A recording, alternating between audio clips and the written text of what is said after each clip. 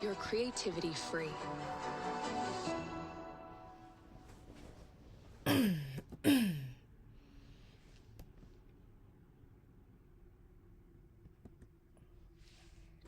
When sole traders get paid through Henry, we sort out where your taxes need to go and get it there ASAP. From paying your income tax.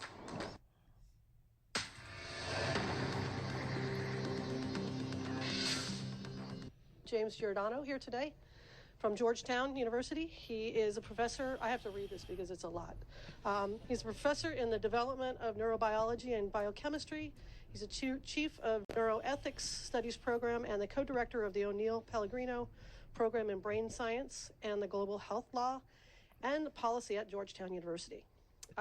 He served on the joint staff of the Pentagon, and in this area he heads up the EU Human Brain Project. He's going to talk a little bit about that today. He's tasked with his work is dedicated to the studying and defining of current and political dual-use capabilities in neuroscience and neurotechnology. It's an extremely in-depth discussion. I encourage you guys to ask questions at the end. His area is his expertise is in brain science and can be developed and engaged in military applications, warfare applications, bioweapons, both by state and non-state actors. So I'm going to head it over to Jim.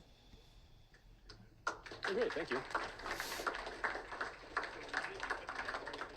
Thank you. It's really a pleasure to be here. It's my second or third time being out at Livermore. I've been working for a while with Zach, and that's been a real pleasure. And of course, my ongoing work with Paris and company. As Paris mentioned, one of the things that I do is I do brain science. And I've worked in the area of translational brain science, which is bringing brain science from the research bench to the bedside for about the past 32 years. So I've been doing this for a while. Brain science, as you may know, has also had a fairly rapid development and trajectory of its capabilities, moving from fairly simple approaches to studying the brain to far more complicated approaches that I'll talk to you about today. But like with so many other areas of science and technology, the capability that is conferred by the science, that is the knowledge, and its techniques and its technology, therefore its tools, giving us implements, to affect in some way a biological system, renders it relatively powerful to do a whole host of things. Now, as Paris mentioned, of course, I also work as the chief of an ethics center at Georgetown. I'm working within the Pellegrino Center for Clinical Bioethics. And what I do is an area called neuroethics, a relatively new field, but not per se. The idea is that the title of neuroethics has only been around since about 2002 in formal use. But the idea of understanding and techniques for psychological operations and information systems, what is referred to in military parlance as PSYOPs and MESO.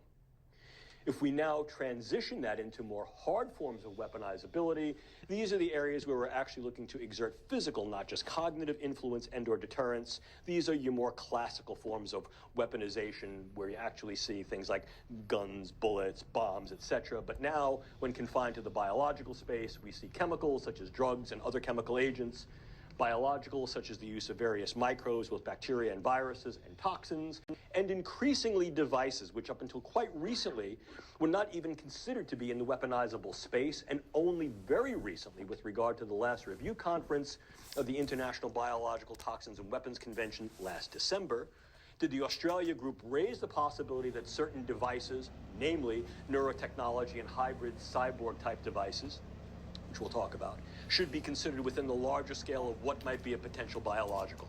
So what we're seeing is we need to cast a broader net as we increase broader and ever more sophisticated capabilities. Still with me? Okay. In fact, what we're doing here is just this. We're targeting the brain. And we're targeting the brain on a variety of levels. Now, like any good target, what I have to be able to do is I need to put the pipper on point. In other words, I need to put this gun sight, so to speak, where I want it to be. Otherwise, what I'm doing is I'm just hosing a target indiscriminately. That's not what I look to do. I don't want buckshot. I want sharp shot. So the first thing that I need to do, as anyone will tell you, is I have to recon my target area quite well so as to be able to acquire viable targets and also to avoid collateral damage.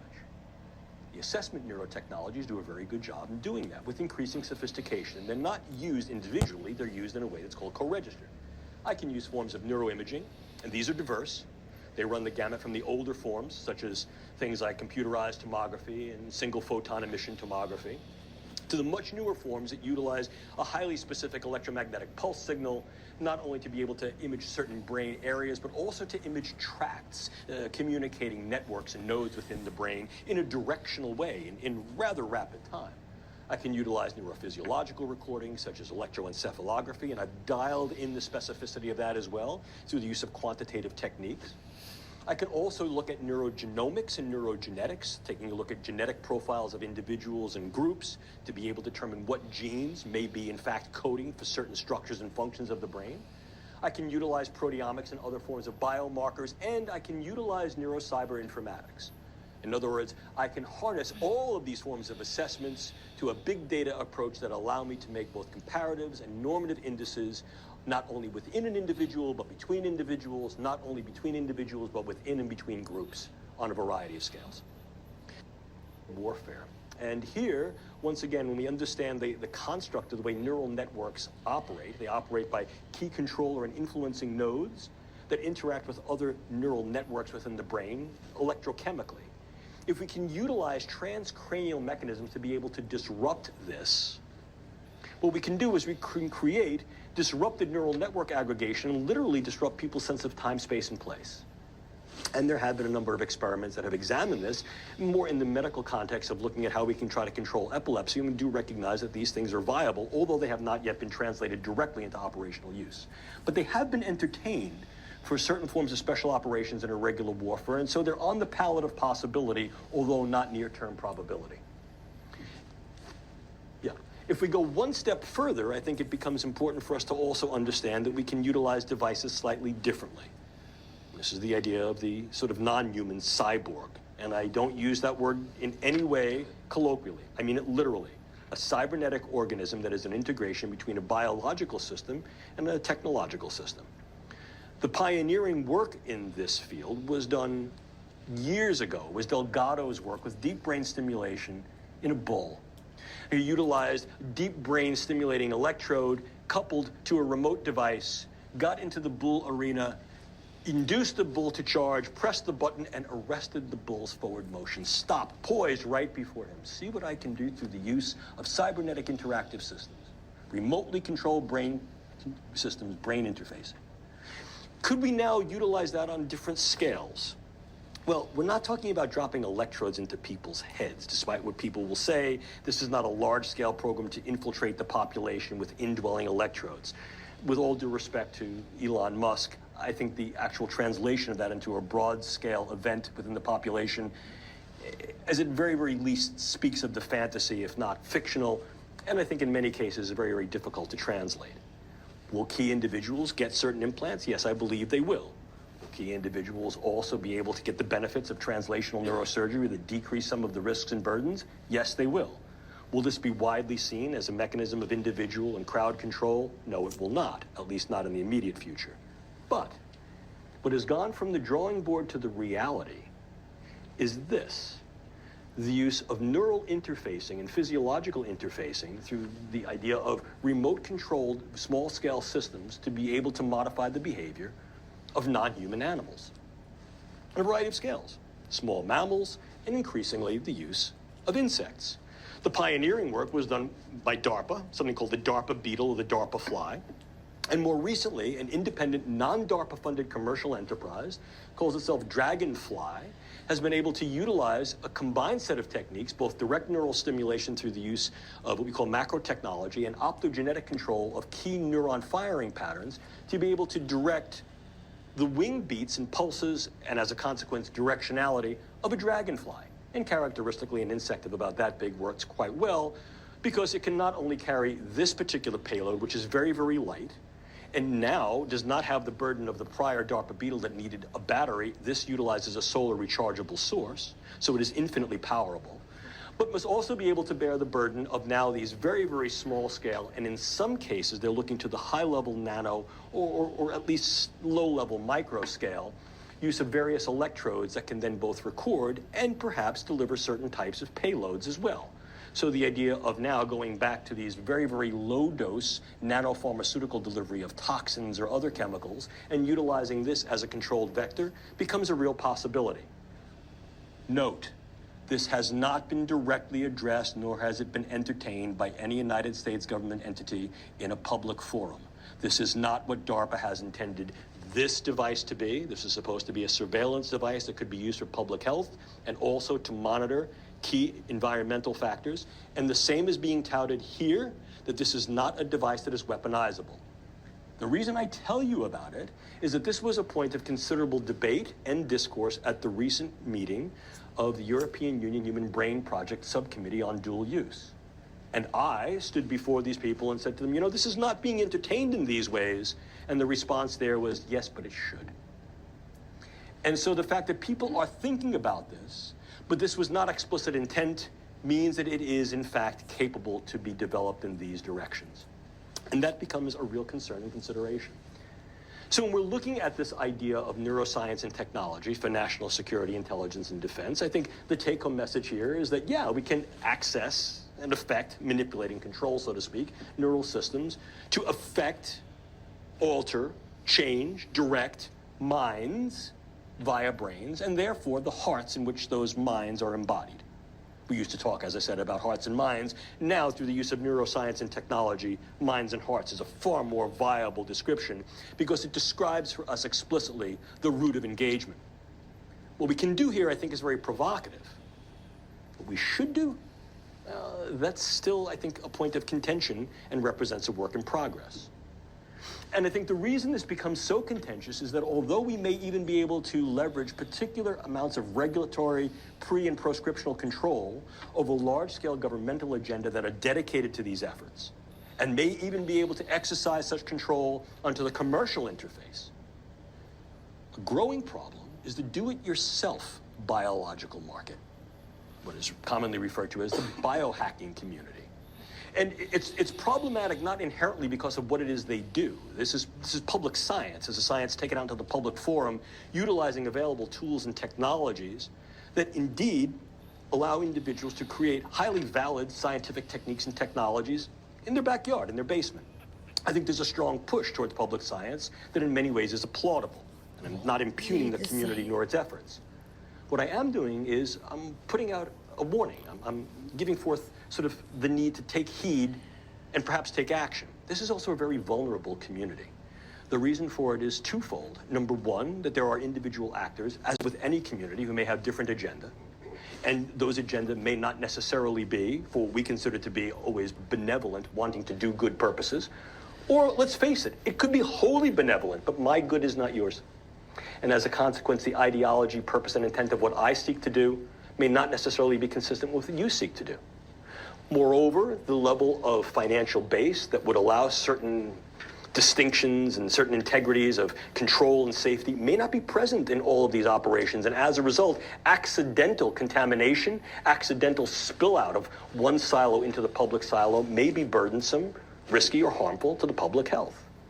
And then, of course, there is the relative corruptibility and diversion of that community by key individuals who may be susceptible to venture capitalists or other state or even non-state actors that have very, very discrete agenda, not all of them necessarily benevolent or not all of them aligned with the key interests of here in the United States or some other country. There is a vulnerability profile that I think needs to be made aware. And of course, there has been a response to this and there has been activity in this direction because this community is also dramatically and ongoing, dynamically interfacing with the Federal Bureau of Investigation. Some of our conferences here at Livermore have been able to engage these partners in, I think, a very, very meaningful dialogue. And I urge this in a public forum, that this dialogue should continue, not in a suspicious way, but in a way that protects the individuals who are operating in the do-it-yourself biology community from their relative purloinment, and also recognizes that there are potential threats to not only that community, but the community at large, and as a consequence, national security and defense. The reason I tell you that is that this also speaks to what can be done and what should be done about it.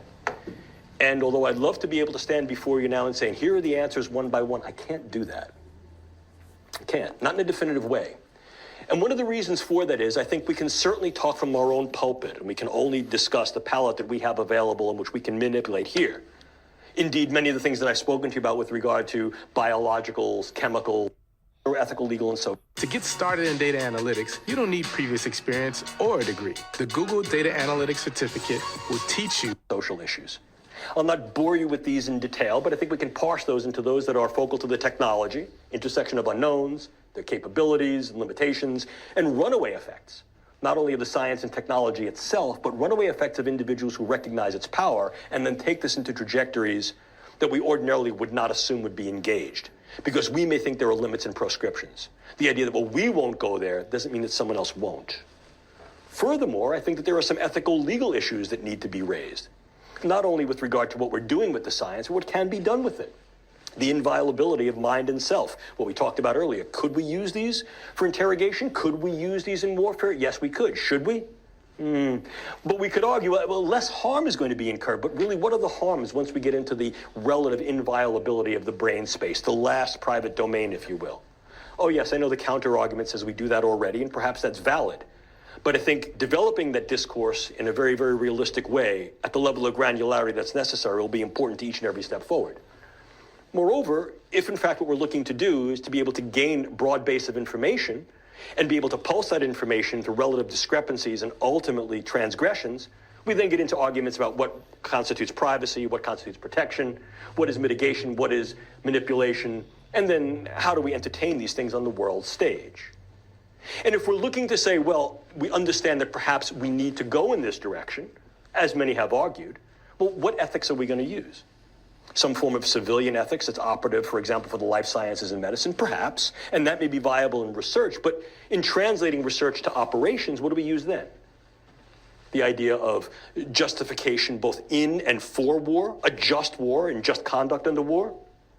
Or perhaps we need to explore yet another ethical principle that was also very well explicated under the Augustinian maxim, which is the idea of jus contra bellum, which essentially means justification of use to prevent war.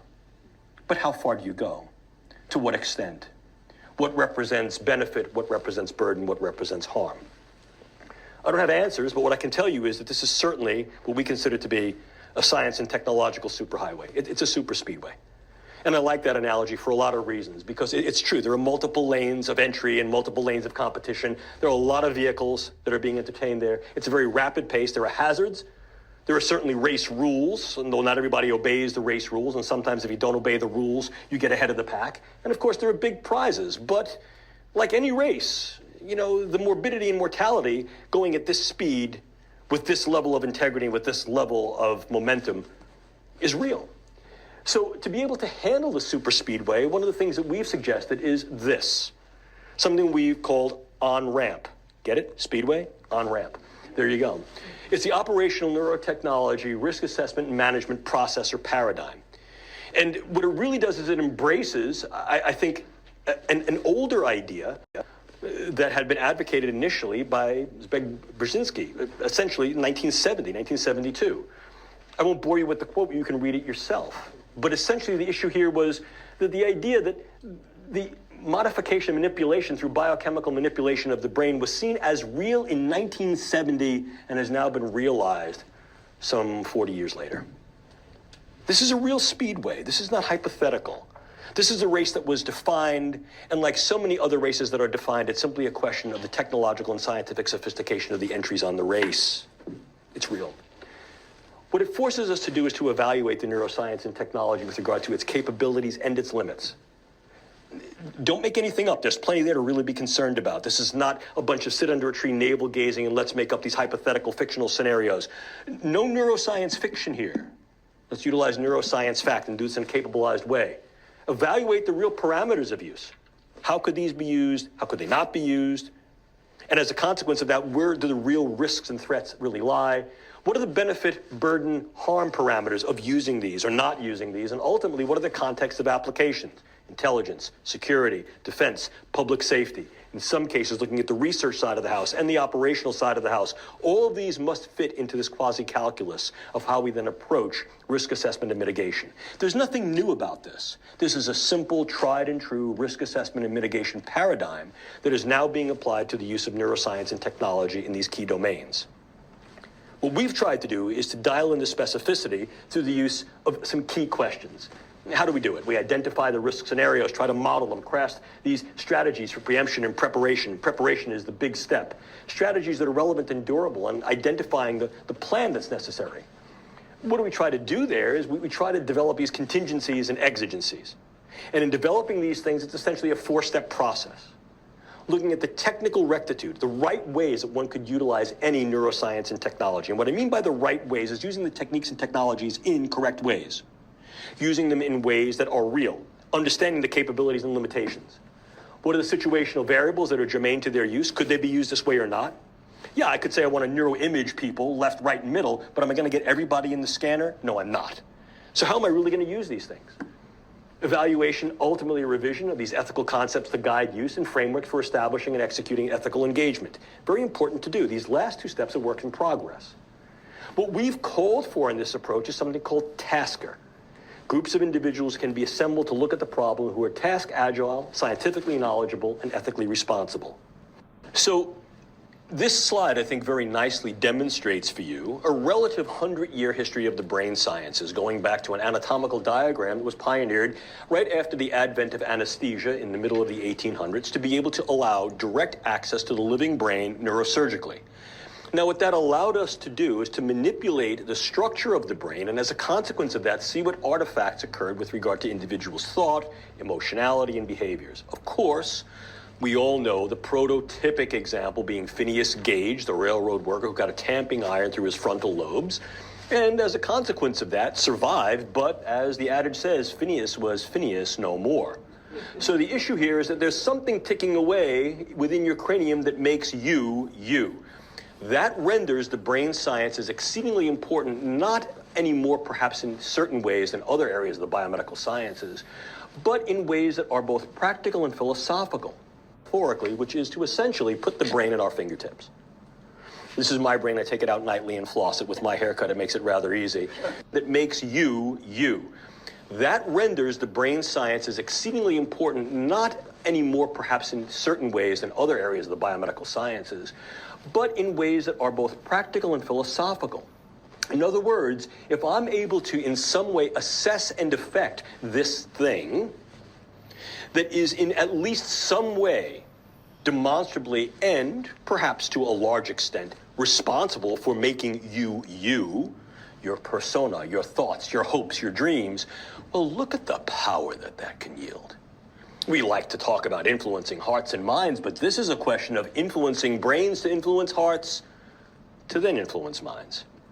Continue to look at the slide. Because what you see is the interesting dance that essentially technology has allowed the brain sciences to advance with. We've gone from these rather rudimentary examples of utilizing these techniques of surgery during the beginning of the last century, the 1900s, to being able to utilize ever more sophisticated anatomical and molecular probes to understand the brain at a variety of ever more nuanced and granular levels, and ultimately to not even have to intervene with the actual structure of the brain, but to be able to assess the brain in real time, utilizing convergent forms of neuroimaging coupled to a host of neuroelectrophysiological techniques. This has been very, very important. Because what this allows us to do is essentially something akin to this, both literally and metaphorically, which is to essentially put the brain at our fingertips. This is my brain. I take it out nightly and floss it. With my haircut, it makes it rather easy. But there is something I want you to also understand about this. If you were to do exactly as I'm doing here in this slide, which would be to put your brain in front of you, first of all, the mere size of it, I think, is somewhat interesting to people. We tend to think it's a lot larger. It's not. It fits in the palm of your hands. But now let's wax a little more philosophical, but very practical with that same analogy. If this is something that fits in the palm of your hand, every hope, every dream, every thought, every aspiration, everything you love, everything you hate, fits in that organ. And if I really wanted to wax philosophical, everything that humanity has ever done and will be is a consequence of that organ's function. Once again, we're talking about power. But let me tell you a little neuroanatomical and neuroscientific adage. We have a saying in the brain sciences, see one brain,